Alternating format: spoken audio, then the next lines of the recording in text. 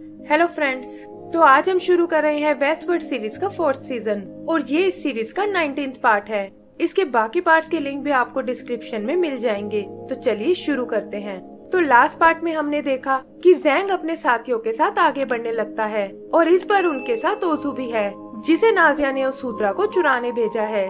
तभी अचानक वहाँ बादल गरजने लगते हैं और ज़ैंग समझ जाता है कि जरूर यहाँ कुछ गड़बड़ होने वाली है। होता भी बिल्कुल ऐसा ही है, क्योंकि जल्दी ही ज़ॉम्बीज़ उन्हें चारों ओर से घेर लेते हैं। वो लोग किसी तरह उनका मुकाबला करने लगते हैं और ज़ैंग बताता है कि बुल क्लैन के आगे का इलाका इन ज़ॉम्बीज़ का ही है और ये इतनी जल्दी खत्म नहीं होने वाले।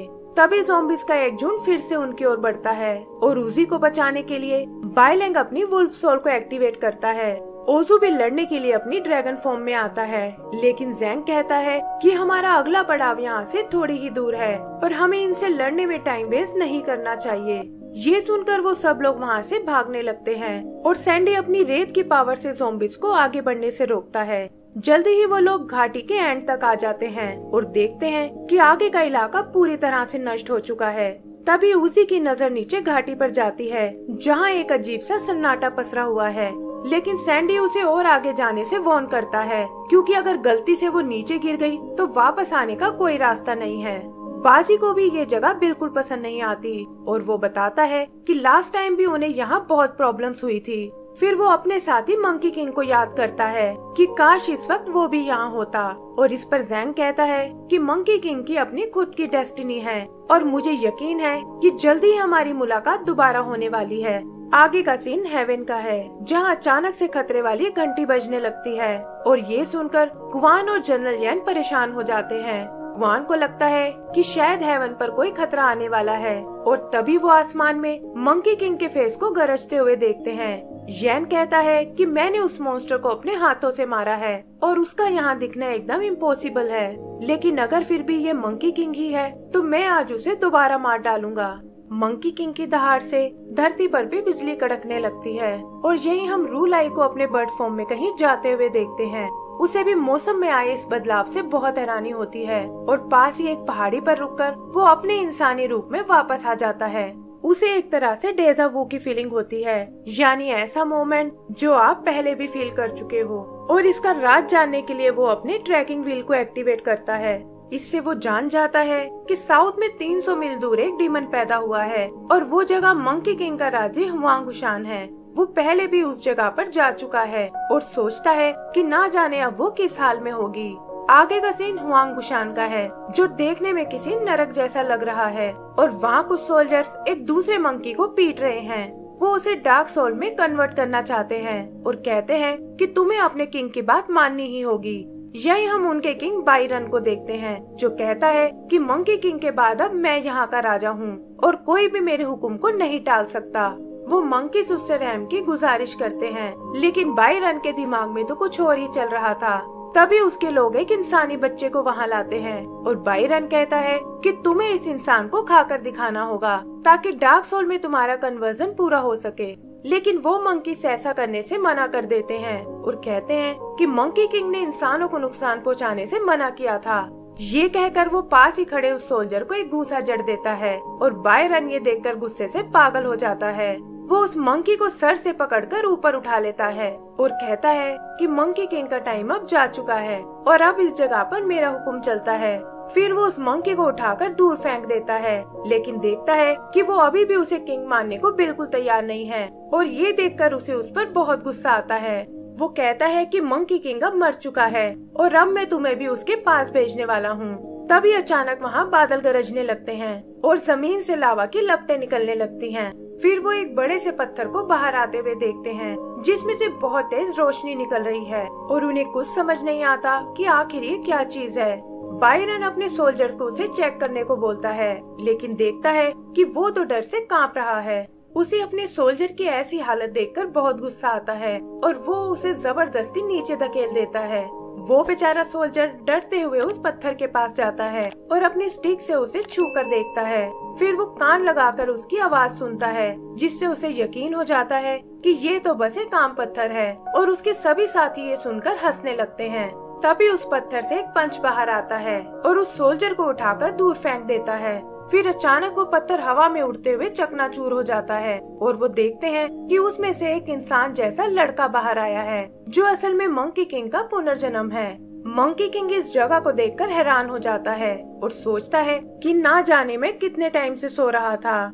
सोल्जर बायरन से पूछते हैं कि आखिर ये सब क्या चल रहा है, लेकिन उसके पास भी इसका कोई जवाब नहीं होता। उधर मंकी किंग के दिमाग में भी यही सब चल रहा था कि आखिर मैं हूँ कौन, क्योंकि उसे बस इतना याद था कि लास्ट टाइम वो एक ब्रिज पर भाग रहा था। तभी उसकी मेमोरीज बबल के रूप में जमीन से बाहर आने लगती है और वो एक एक करके उन्हें पहचानना शुरू कर देता है।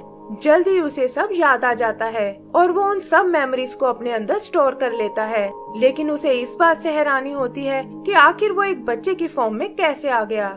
उधर बायरन अपने सोल्जर से उसे खत्म करने को बोलता है, लेकिन उनकी स्टिक्स का उस पर कोई असर नहीं होता और बायरन ये देखकर चौंक जाता है।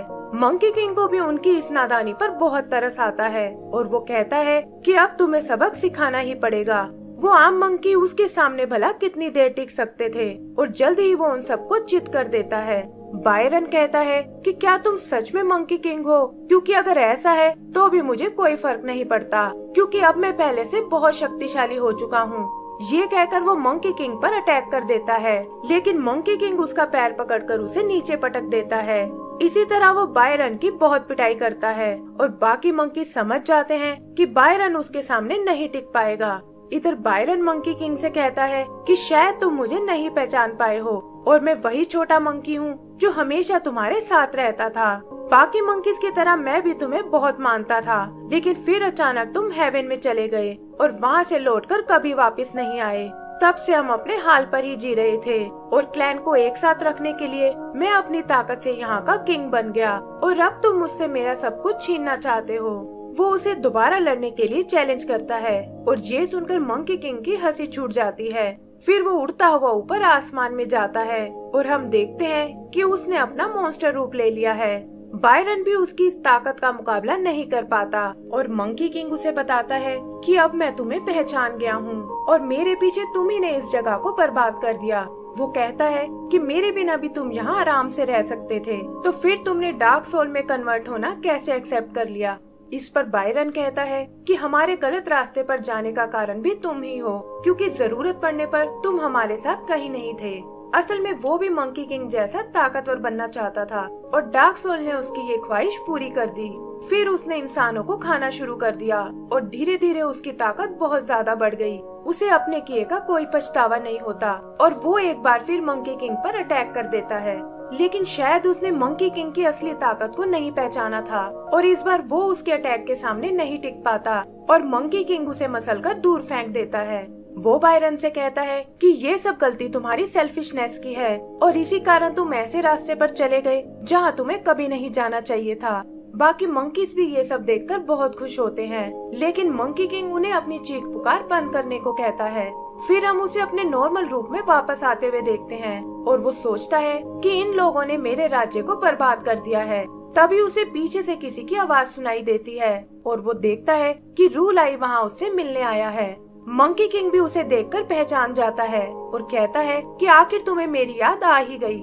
रूलाई जानता है कि उसके दिल में हजारों सवाल हैं और वो मुझसे इनका जवाब पाना चाहता है, लेकिन वो उसे कुछ टाइम के लिए इंतजार करने को कहता है और बताता है कि पहले हमें एक दूसरा जरूरी काम निपटाना होगा।